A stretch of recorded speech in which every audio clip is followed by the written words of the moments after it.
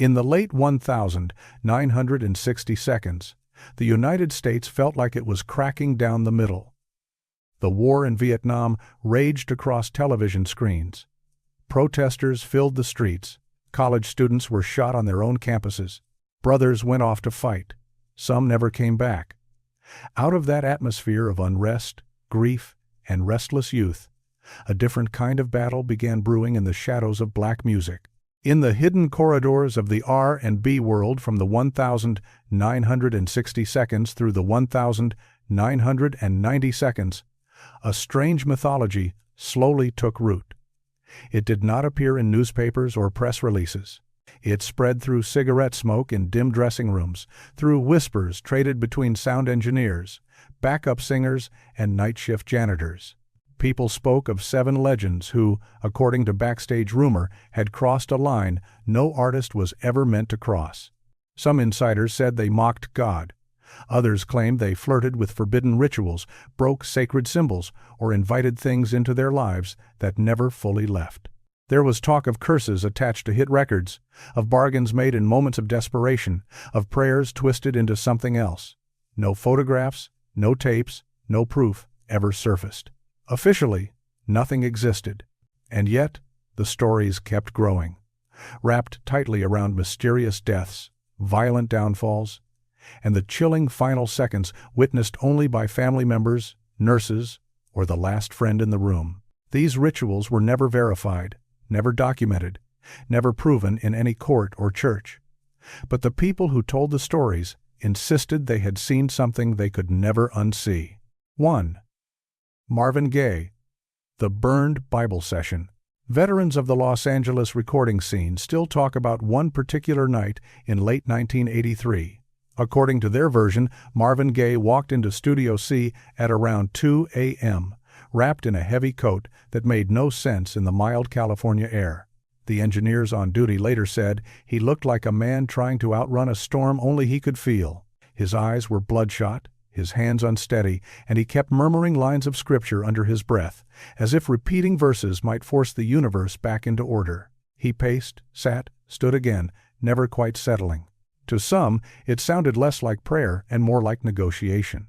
What supposedly happened next was never captured on film, never written down in an official log. But the story that survived is nearly always told the same way. It was said that Marvin placed a worn Bible on the studio console, fingers lingering on the cover like he was touching something both sacred and dangerous.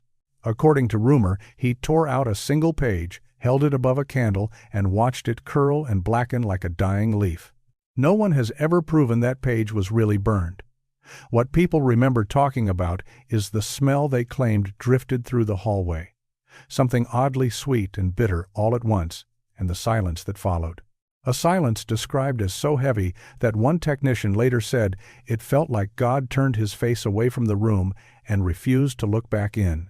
The story spread quickly, from studio to studio, bar to bar, retold in low voices over cheap whiskey and late-night sessions. Some insisted Marvin was trying to snap the chains of the strict holiness his father had wrapped around his childhood, shredding the weight of a God he had been taught to fear. Others believed he was challenging that same God, daring the heavens to answer for the pain he was drowning in. A few claimed it was nothing more than the desperate act of a man dangling at the edge of himself.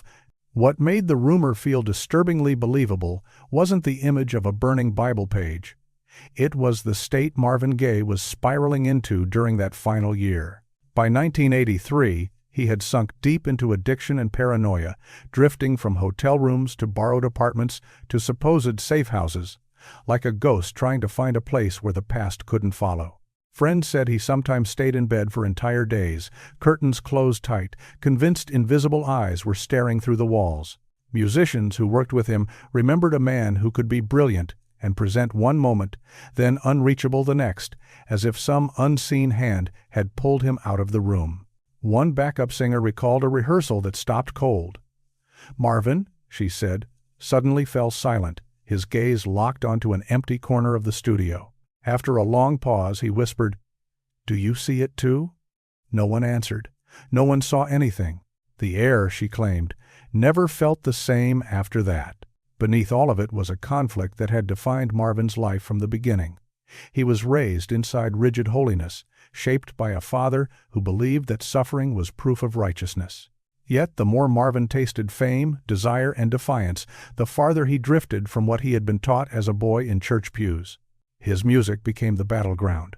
Raw, sensual, pleading, spiritual, and sinful all at once, every song sounded like a negotiation between the sanctuary and the nightclub.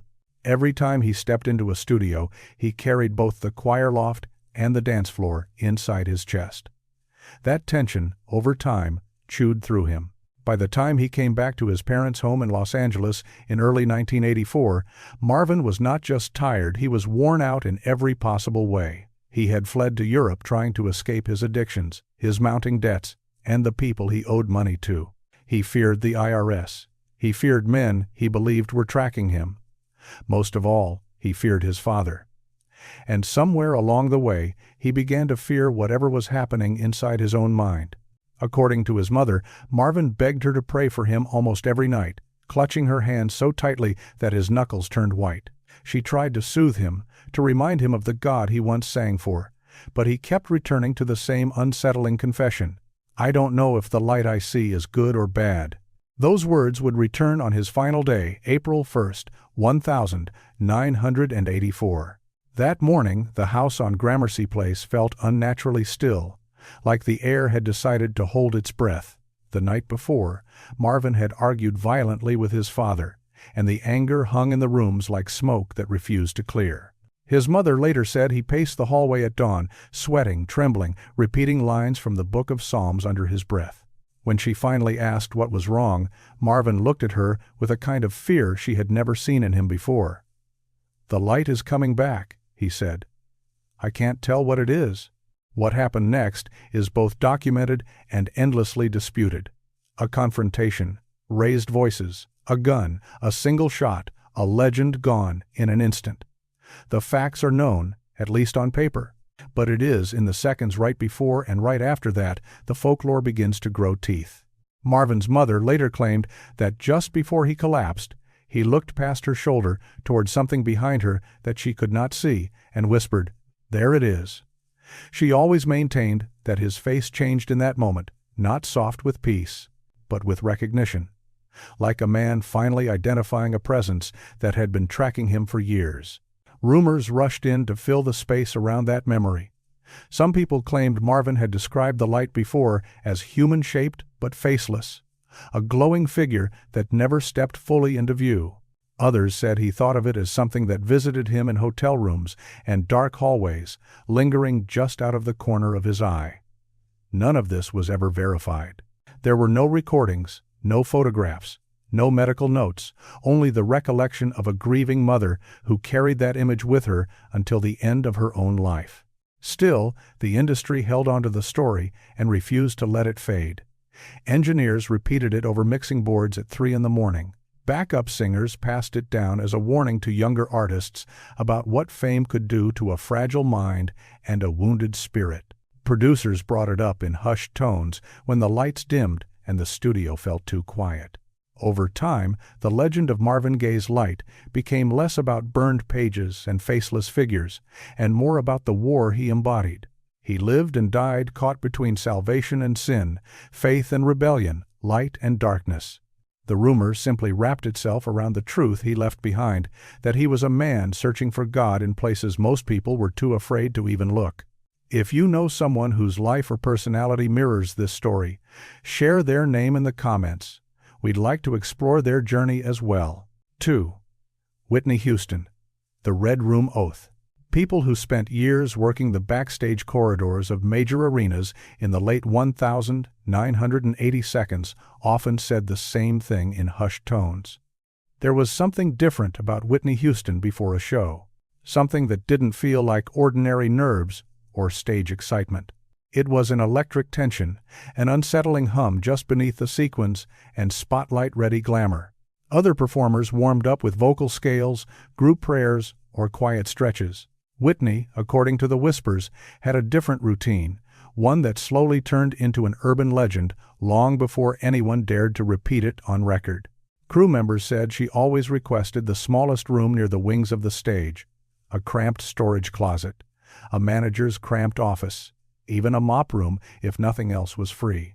The only non-negotiable rule, they claimed, was the lighting. All bulbs had to be replaced with a single red light. They started calling it the Red Room. According to these rumors, Whitney would sometimes stand in that tiny, red-wash space alone, speaking softly in a voice too low for anyone outside to fully hear, as if responding to someone only she could see. No one ever produced proof. No photos, no audio, no security footage. And yet every new hire heard the same warning from older staff. If you see the red light on, don't go in. Stagehands later said that when Whitney stepped out of that room, she carried a different kind of glow. It didn't look like the regular confidence of a seasoned superstar. It looked like someone who had deliberately set one version of herself down and picked up another. The quiet gospel daughter, they said, was left in the shadows while the flawless pop icon was fastened tightly in place. One technician remembered pausing outside the door and hearing her murmur, "Let me be who they want," to what sounded like an empty room. Whether she was talking to herself, to the pressure, or to something unseen, no one ever received an answer. They just learned not to ask questions. To understand why the Red Room legend clung so stubbornly to Whitney's name, you have to understand the war she carried inside her. On one side was the church that raised her, the choir lofts, the pews, the expectations of a religious community that viewed her voice as a sacred vessel. On the other side stood the machine of the music industry, a system that polished her into a global product and wrapped her in an image of perfection she never fully controlled. Whitney carried the weight of generations. A mother who demanded excellence, a congregation that saw her as proof of divine favor, a record label that packaged her as an angelic emblem of success. The gowns, interviews, and magazine covers framed her like a spotless ideal.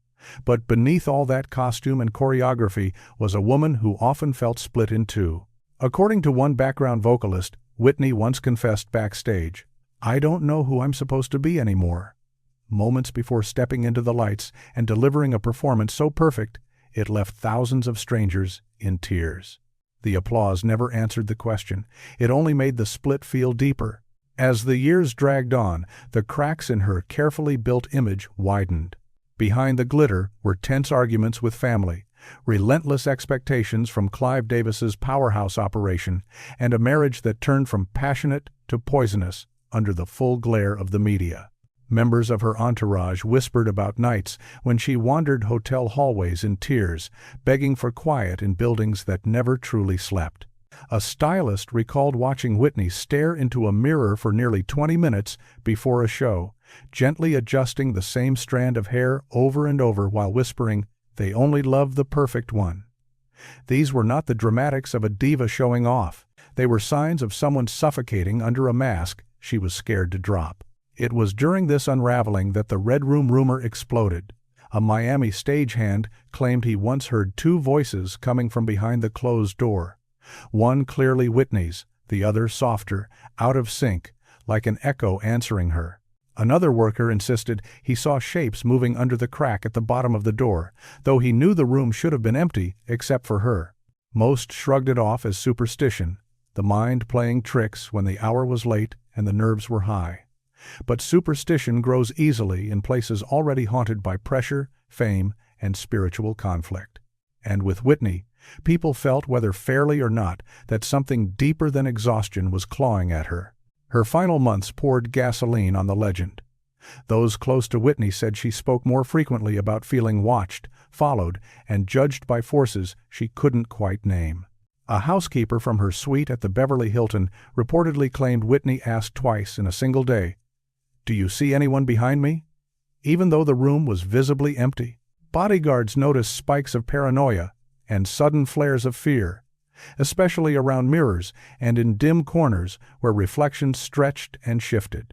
Then came the final hour, the one that people still dissect, debate, and refuse to let rest. The bodyguard who found her later said she looked terrified, like she had just seen something she didn't expect to see in that quiet bathroom. According to his account, her gaze was fixed toward a corner near the bathroom door, eyes wide, chest heaving, her body frozen as if caught between motion and paralysis. He shouted her name, but he said she didn't react. To this day, he maintains she wasn't looking at him. She was looking past him. Rumors poured into the empty spaces left by shock and grief. Some insiders claimed someone had seen 3 figures near the tub shapes that resembled people but lacked clear features, more like silhouettes carved from steam. Others said she whispered about shadows moving in the humid air. None of it was captured on camera. None of it was officially confirmed. All of it spread with the speed of a story people were desperate to believe or afraid to dismiss. The reality, stripped of myth, is simpler and more devastating. Whitney Houston was a woman torn between the holiness that birthed her voice and the chaos that fame dragged in behind it. The Red Room Oath, if it ever truly existed, was never about demons or forbidden pacts. It was about choosing, once again, which version of herself would walk through the curtain, the obedient church child or the global idol, the soft-spoken daughter or the unbreakable megastar, the private woman or the larger-than-life myth. In the end, it may never matter what she did or did not see in those last seconds. What matters is what she carried there with her: too much light, too much expectation, too much pain. And when she stepped into that Beverly Hilton bathroom for the last time, the demands of the world followed her in and refused to wait outside the door. If you know someone whose life or personality mirrors this story, share their name in the comments. We'd like to explore their journey as well. 3. James Brown, The Blood Ink Lyrics. If Marvin Gaye's story is usually told with a tone of sorrow and Whitney's with a quiet sense of fear, then James Brown's legend is delivered with something closer to stunned respect. Because no one, insiders say, danced so close to both darkness and brilliance as the man the world called the Godfather of Soul.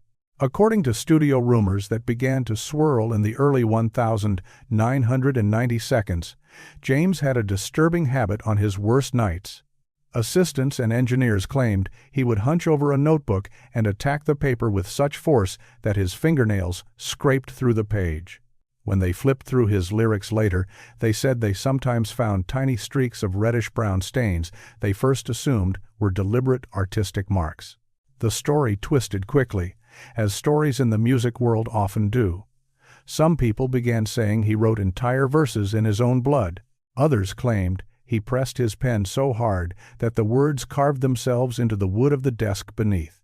Before long, the tale had a name: The Blood Ink Lyrics, a piece of folklore as wild and jagged as James Brown's life itself. What gave that myth its staying power was not the image of blood on paper. It was the condition James Brown found himself in during his final decade. Age did not tap him gently on the shoulder, it slammed into him. His body, once a machine built for sweat-drenched performances and endless touring, began to betray him. His mind raced faster than his speech. His legendary temper, once part of the show, tipped into something more volatile, unpredictable, and frightening. Arrests, lawsuits, and public meltdowns filled headlines. Those weren't tabloid fantasies, they happened in full view, in police reports and mugshots. Through it all, James insisted he was still in control, still the boss, still the man who owned every stage he stepped on. But the people in the wings saw something quieter and more unsettling. They said they watched a man who seemed to be fighting shadows no one else could see. During a rehearsal in 2004, a drummer claimed James suddenly stopped mid-song, eyes locked onto a far corner of the room. The band, still playing, only noticed when his voice cut out. According to the drummer, James snapped, "Who's standing there? Show yourself." The room, he said, was empty. The silence that followed wasn't musical. It was nervous. Moments like that, according to those who toured with him, became more frequent. Backup singers recalled times when James preferred to rehearse with his back pressed to a wall, refusing to stand in the center of the room. He didn't like open space behind him. A sound engineer said James once asked him to turn down the whispers in his headphones, even though nothing but a simple instrumental track was playing. And in the background of all this, the notebook legend grew. A young assistant in Georgia claimed she found a spiral-bound pad on a table after a late-night session. Inside, she said, were frantic scribbles, half-formed lyrics, stray memories, angry rants, and phrases crossed out with such force that the paper tore. Near the bottom of one page, there was a long, jagged stain. It didn't look like pen. It didn't look like marker. It looked thicker, darker, wrong. She never proved it was blood. She never tried to. But once she told one person, the story took on a pulse of its own, growing stranger, more elaborate, and more ominous with each retelling. By the time it reached other studios, James Brown wasn't just writing lyrics, he was carving them with his body, paying in something more than ink. The truth underneath the theatrics was simpler and more tragic. James Brown was not, as far as anyone could prove, performing occult rituals in his dressing room. He was at war with himself, with a body that would not obey like it used to, with time that refused to bow, with the towering weight of his own legend and the wreckage of his choices trailing behind him. James had lived for decades on a sharp edge, balanced between genius and chaos, and by the end, he didn't seem to know how to exist anywhere else. Which brings the legend to his final night. Staff at Emory University Hospital in Atlanta said James arrived restless, pacing as much as his weakening body allowed. He reportedly told them something didn't feel right inside him, a wrongness he couldn't explain. One nurse later recalled him pointing to the ceiling, eyes following a path across the tiles, as if tracking movement no one else could see. His breathing was shallow. His gaze wouldn't settle. He seemed to be listening for something just out of reach. And then, just before he collapsed, one staff member claimed James turned his head slowly to the same far corner of the room, the one place no one was standing, and whispered, "I see it." That was all it took for rumor to do the rest. Stories grew of a tall shadow that stretched from floor to ceiling, standing motionless in that corner. Others added details about a presence pressing on the air, about a shape that did not bend or shift when people moved. None of this was captured in medical notes. None of it appeared in official reports. But myths about James Brown, people like to say, were never built on paperwork. They were stitched from awe, fear, and the kind of life no ordinary facts could contain. If Marvin Gaye's legend centered on a mysterious light and Whitney's on mirrors and reflections, then James Brown's myth settled into the shadows, the corners of hospital rooms, the empty space at the edge of a stage, the moment when a man who refused to slow down finally had no choice. The Blood Ink story was never really about whether he wrote with blood or not. It was about the stains he left on music, on culture, and on the people who watched him burn so brightly that something in them scorched too. The whispers about shadows and notebooks just wrapped themselves around a simpler, harsher reality. A giant of soul music, spending his last years being chased by things no one else could quite name. If you know someone whose life or personality mirrors this story, share their name in the comments. We'd like to explore their journey as well. Fun 4. Aretha Franklin, the Silent Cross. People who worked around Aretha Franklin in the later years of her career often repeated the same observation. She carried silence the way other people carried perfume. It moved with her, entered a room a half step before she did, and stayed behind long after she left. Sometimes that silence seemed even heavier than the jeweled crown the world placed on her head as the Queen of Soul. According to industry rumor, that silence had a source, a small broken cross that she supposedly kept tucked deep inside her purse. The story went that it was wrapped in a velvet pouch like a relic from some private battle no one else had the right to ask about. No one knew where it came from. No one dared to press her for details. But the legend grew quietly around it. Aretha never had it repaired because the fracture meant something. It was a warning, a scar she refused to smooth over. Most versions of the story begin in Detroit in the mid-1980s, when those closest to her started to notice a shift. Aretha had always been guarded, but this was different. She became fiercely private in a way that felt almost ceremonial. Calls were screened with military precision. Personal questions were deflected or shut down. Anyone who tried to peel back more than she allowed found themselves gently or not so gently pushed out of her orbit. One of her former hairstylists recalled a moment that never left her.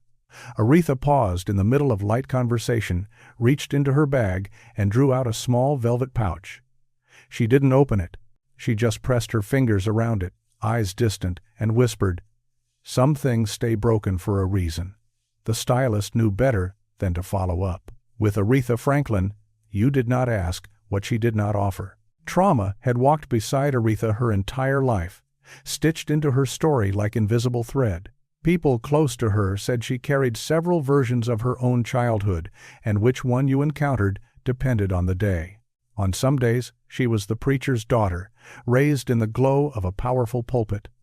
On others, she was the woman who had endured more pain, loss, and violation than she would ever fully put into words.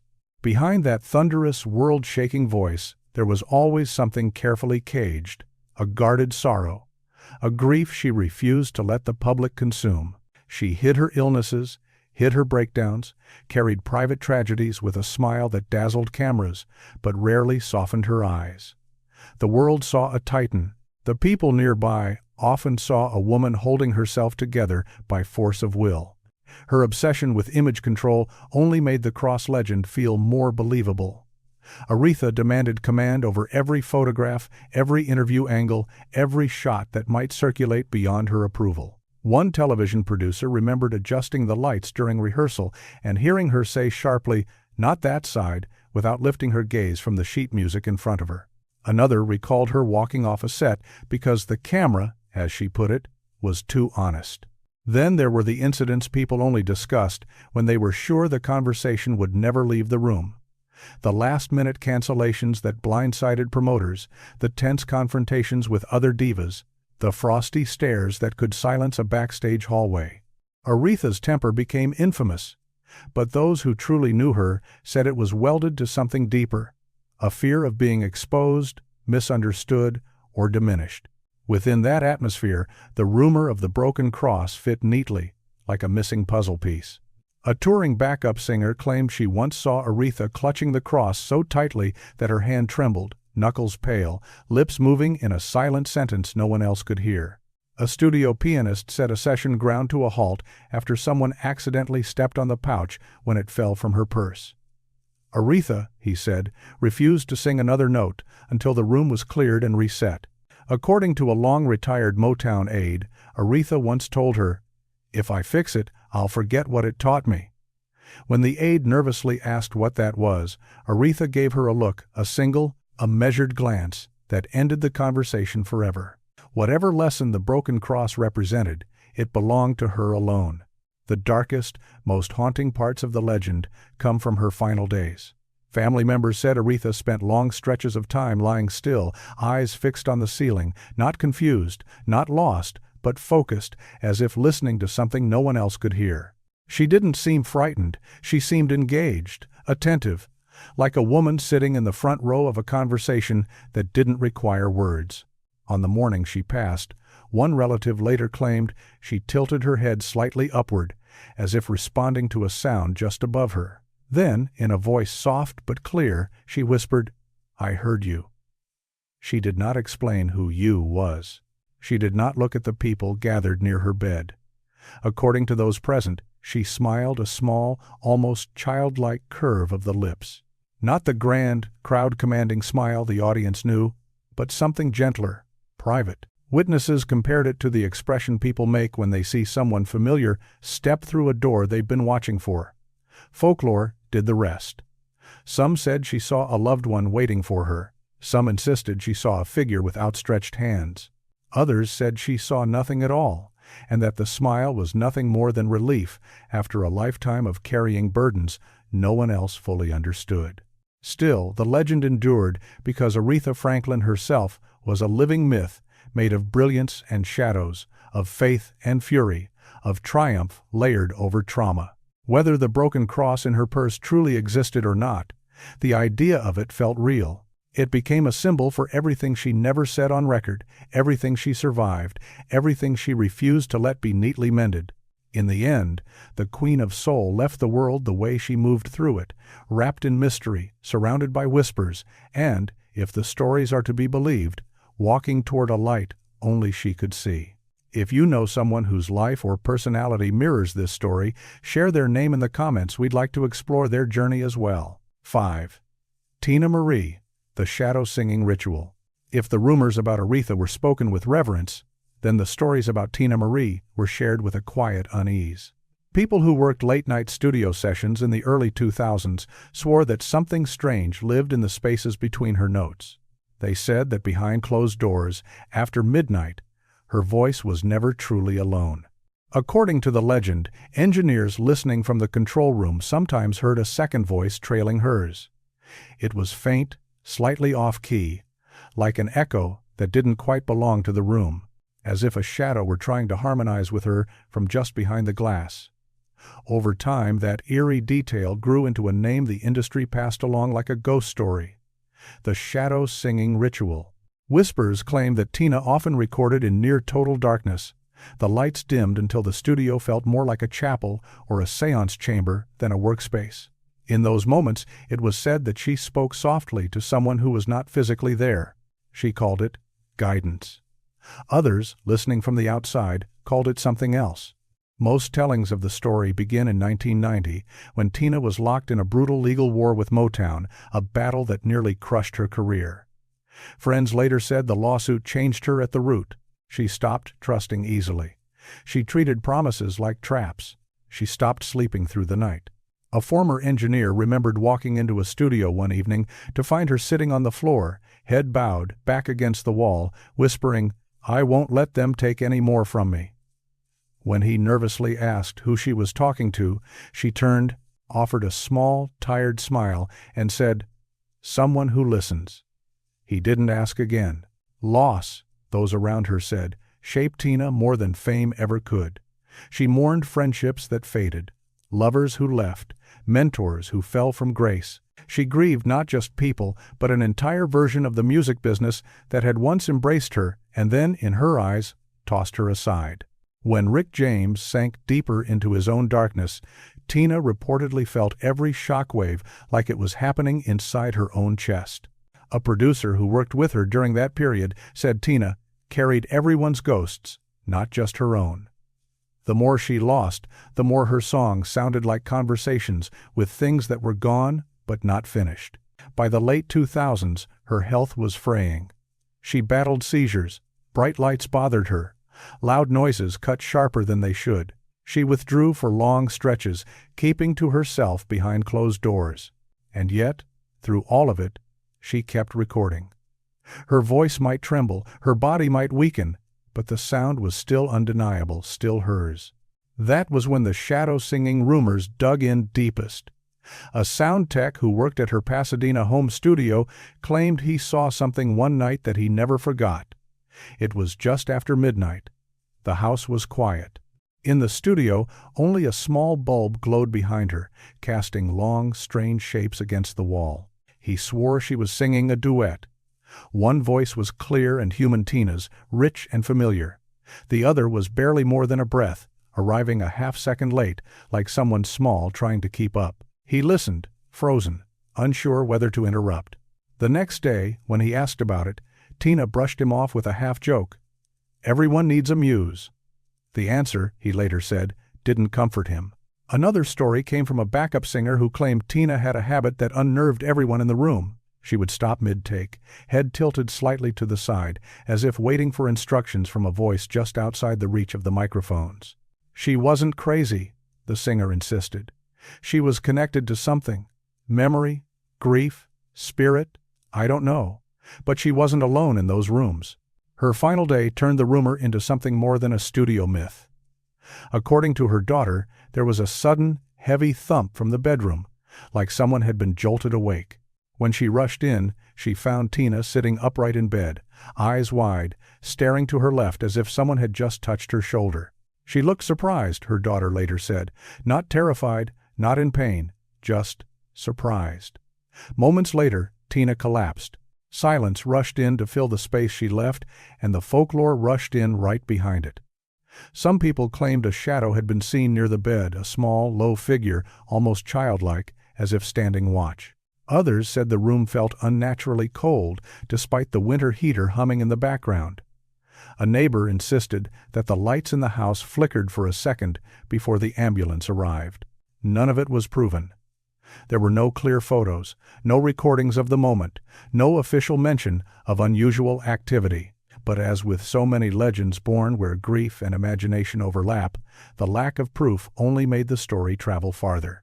Tina Marie's myth endures because she seemed to live in a liminal space, halfway between sorrow and sound, haunted, not necessarily by spirits, but by memories so heavy they felt alive. Whether she ever truly spoke to shadows or only to the parts of herself she kept hidden from the world, no one can say with certainty.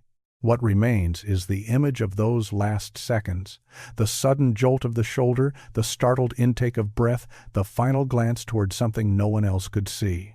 For those who believe the legend, that moment became the closing paragraph of her life story. Perhaps, they say, in that brief instant, Tina Marie finally saw the presence that had followed her through dim studios and sleepless nights, the muse, the memory, the shadow, whatever it was, she seemed to recognize it. And then, quietly, she was gone. If you know someone whose life or personality mirrors this story, share their name in the comments. We'd like to explore their journey as well. 6. Rick James, The Stage Curse, Outburst. Industry veterans still circle one date when they talk about Rick James and the night his legend turned from wild to downright unsettling. October 9th, 1986. That was the evening he walked into the backstage area of the Memorial Auditorium in Buffalo, looking like a man held together by adrenaline, chemicals, and a string that was about to snap. His tour manager later said Rick hadn't truly slept in almost 3 days. He stalked hotel hallways at odd hours, talking to thin air, convinced that someone or something was tailing him from city to city. Paranoia clung to him like smoke. By the time he stepped under the lights that night, the cocaine burning through his veins had fused with his fear until the whole world seemed to pulse and breathe around him. No one backstage was prepared for what came after the show. According to the version that survived in dressing room whispers, Rick came off stage drenched in sweat, chest heaving, eyes wild. As he staggered toward the wings, he grabbed at the gold crucifix hanging around his neck, a cross he'd worn since 1977, a gift from his mother. One lighting tech claimed that Rick suddenly yanked it off with such force that the chain snapped clean in two. Witnesses said he stared at the broken cross in his hand, like it had betrayed him. Under his breath, he muttered about false promises, about prayers that hadn't been answered, about protection that never came. Then, in a sharp, jerking motion, he slammed the cross against a speaker cabinet again and again until the metal was bent and twisted out of shape. There were no cameras pointed at him, no smartphone footage, no official statement, just a handful of stunned crew members who went home and told their own versions. One person told another, and the rumor mutated into something bigger.